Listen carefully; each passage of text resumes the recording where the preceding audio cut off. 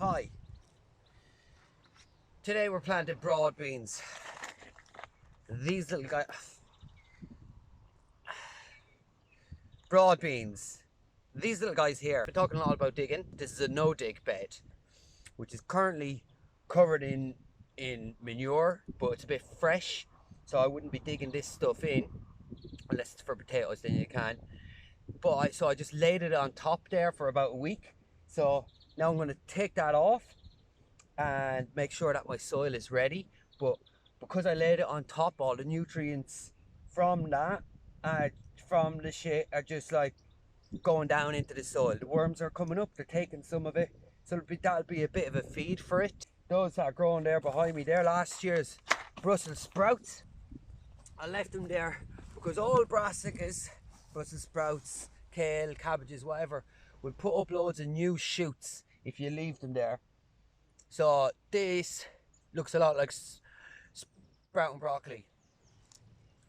Tastes a lot like sprouting broccoli. So you can just leave a few of your last year's cabbage plants in this time of year, March, April, even into May. You get loads of fresh greens to eat. So you're double a crop in there. Got the smarts. So taking the manure off, like I was saying, it's too fresh, so I don't want to dig it in. So just left it on top, and it adds a little bit of a feed. And then I hold it, clear a bit of ground, like you take a manure off it or something. And then there's lots of seeds, weed seeds there that'll just have started germinating. Then you run your hoe over them and you kill them. So these lads here, these are last year's Brussels sprout plants. I don't mind those, I'll just leave those there and they'll rot away. If they start growing, I'll just clip them. So they're not taking up too much energy out of the soil, but they are rotting down.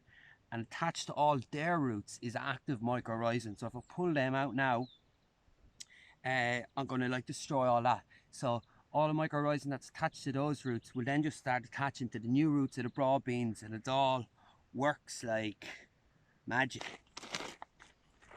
Gloves off. You can plant these pretty close together. You try not to compress the soil. You just do a little dig. These don't have to be down very deep. They can also just dig in there, a couple of centimeters. Put it flat down. So that's my Broadbeans planted. You don't need to do too much to these now, you just leave them. I've put down a little marker so that I know that they're here. It's Broadbeans.